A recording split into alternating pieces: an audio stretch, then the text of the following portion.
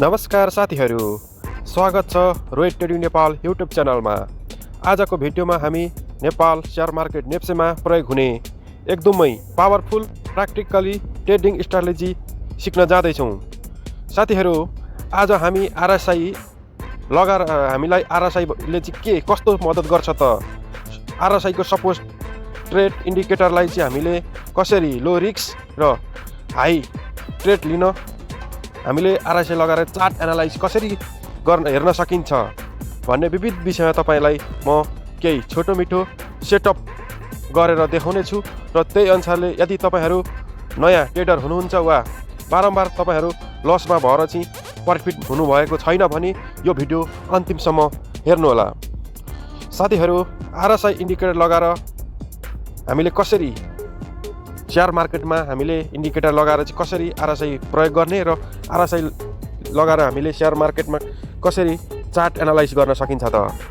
RSI भनेको के हो, आरएसआई भनेको के हो तपाईँहरूले बुझ्नुहुनेछ र आरएसआईलाई हामीले सही तरिकाले चाहिँ कसरी लाउन सकिन्छ त। आरएसआई भनेको मार्केटको एक स्पिड नाप्ने एउटा इन्डिकेटर हो, जसले चाहिँ आरएसआईको प्रयोग गरेर चाहिँ हामीले मार्केटको बारेमा बुझ्न सकिन्छ।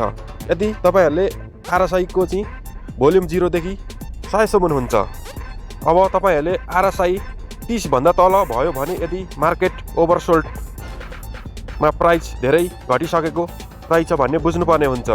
यदि तपाईँहरूले कुनै पनि सेक्टरलाई तपाईँहरूले आरएसआई लगाएर हेर्दाखेरि चाहिँ 30 भन्दा तल भयो भने चाहिँ मार्केट ओभरसोल्डमा प्राइस धेरै घटिसकेको रहेछ भन्ने बुझ्नुपर्ने हुन्छ।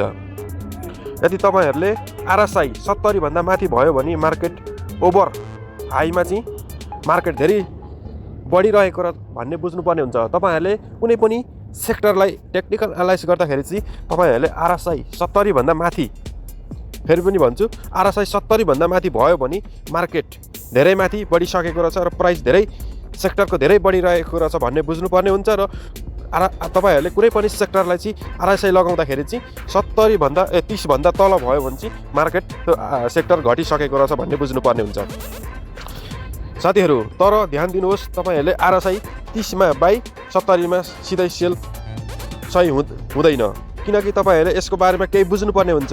हामी आरएसआईलाई चाहिँ ट्रेड कन्फर्म मोमेन्ट चेक गर्नुपर्ने हुन्छ।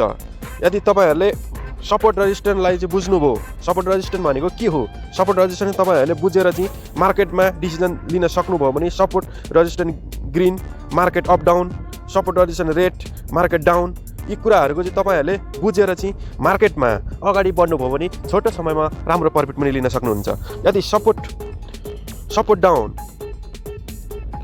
सपोर्ट ट्रेन्ड, यसको फाइदा के हो त, यसले हामीलाई चाहिँ के बुझाउँछ त, ट्रेडको ओपन साइडमा चाहिँ ट्रेड गर्नु अघि सफल ट्रेडिङको पहिलो रुल्स हो।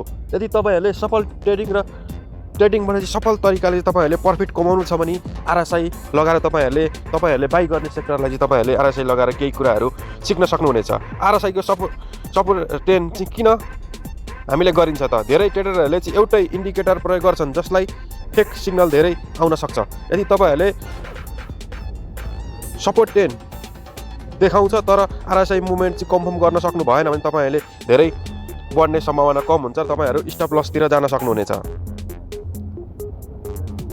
यदि तपाईँहरूले चाहिँ बाई स्ट्राटेजीको पुरै डिटेलमा चाहिँ तपाईँहरूले जान्न चाहनुहुन्छ भने अब तपाईँहरूले बाई कहिले गर्ने त, सपोर्ट ट्रेन्डमा चाहिँ रेडबाट चाहिँ ग्रिन चेन्ज हुन्छ भने तपाईँहरूले ट्रेड रिसिभल कन्फर्म गर्ने र तपाईँहरूले आरएसआई 40 देखि 50 को जुनभन्दा माथि जान थालेको हुनुपर्छ तपाईँहरूले बाई गर्नको लागि। तपाईँहरूले सबै एउटा कुरा के बुझ्नुपर्ने हुन्छ भने हामीले रेड सिग्नलबाट चाहिँ ग्रिन सिग्नलमा चेन्ज हुनुपर्छ र तपाईँहरूले आरएसआई चाहिँ 40 बाट 50 जुनभन्दा माथि जान थालेको छ भने तपाईँहरूले एउटा बाई गर्ने तरिका बुझ्नुपर्ने हुन्छ। यदि तपाईँहरूले आरएसआई 60 भन्दा तल नै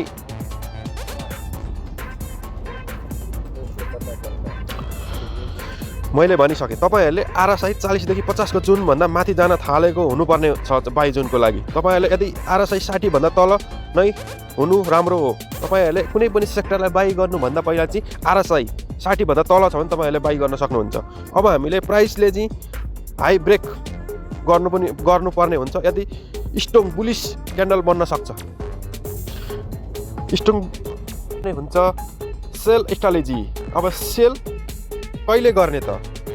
तपाईँहरूले सपोर्ट ट्रेड ग्रिनबाट चाहिँ रेडमा भयो भने तपाईँहरूले यदि 60 देखि 70 बाट तल फर्क्यो भने मार्केट ओभर विकमा देखियो भने तपाईँहरूले यो रुल्स चाहिँ फलो गरेर तपाईँहरूले सेल गर्न सक्नुहुनेछ।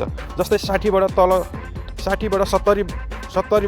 60 देखि 70 बाट तल फर्क्यो भने तपाईँहरूले मार्केट ओभर विक देखियो भने तपाईँहरूले यो बेला चाहिँ तपाईँहरूले सेल गर्नुपर्ने हुन्छ। यदि अब स्टप लस र ट्रेड कसरी गर्ने, हामीले सबै कुराहरू चाहिँ मार्केटमा टेक्निकल एनालाइसिस गर्दा चाहिँ स्टप लस कसरी गर्ने त? अब तपाईँहरूले स्टप लस गर्नका लागि चाहिँ हामीले के कुराहरू बुझ्नुपर्ने हुन्छ? धेरै बिगिनरहरूले चाहिँ गर्ने गल्ती के हो त? यदि तपाईँहरूले RSI 30 मा छुँदै बाई गर्नुहुन्छ, ट्रेड बिना ट्रेड लिनुहुन्छ, एउटै ट्रेडमा धेरै क्यापिटल हाल्नु हुँदैन। तपाईँहरूले एउटै क्यापिटलमा चाहिँ धेरै ट्रेड गर्नुहुन्छ र एउटा मात्रै सेक्टरलाई तपाईँहरूले भयभरको तपाईँहरूको आफ्नो पैसाले चाहिँ एउटा मात्रै सेक्टरलाई बाई गर्नुहुन्छ र तपाईँहरू धेरै स्टप लसमा पर्नुहुन्छ। यदि स्ट्राटेजी भन्दा पनि धेरै हामीले मार्केटको बारेमा केही डिसिजनहरू लिनुपर्ने हुन्छ। सबै कुराहरूको चाहिँ फन्डामेन्टल एनालाइज, टेक्निकल एनालाइज र RSIहरूको सबै मुभमेन्टहरू चाहिँ बुझेर चाहिँ तपाईँहरूले मार्केटमा अगाडि बढ्नुभयो भने मार्केटबाट अवश्य प्रफिट लिन सकिन्छ। अब स्ट्राटेजी कसका लागि राम्रो हो त? हामीले बिगिनर ट्रेडरका लागि, स्विमिङ ट्रेडरका लागि, जब गर्ने पार्ट टाइम ट्रेडरहरूका लागि चाहिँ नेप्सेमा लो रिस्क चाहनेहरूका लागि चाहिँ एउटा स्ट्राटेजी यो मार्केटको बारेमा मुभमेन्ट बुझेर चाहिँ तपाईँहरूले अगाडि बढ्न सक्नुहुनेछ। साथीहरू, यो भिडियो एजुकेसन पर्पजको लागि मात्र बनाइएको हो। शेयर मार्केटमा रिस्क हुन्छ, ट्रेड गर्नु अघि तपाईँहरूले राम्रो खालको एनालाइज गरेर मार्केटमा अगाडि बढ्नु होला। यदि तपाईँहरू आजको भिडियो उपयोगी लाग्यो भने लाइक, कमेन्ट, सब्सक्राइब र क्वेसन सोध्न नभन्नुहोला। रोहित ट्रेडिङ नेपाल युट्युब च्यानललाई सब्सक्राइब गर्नुहोला। थ्याङ्क यू, ह्याप्पी ट्रेडिङ, धन्यवाद।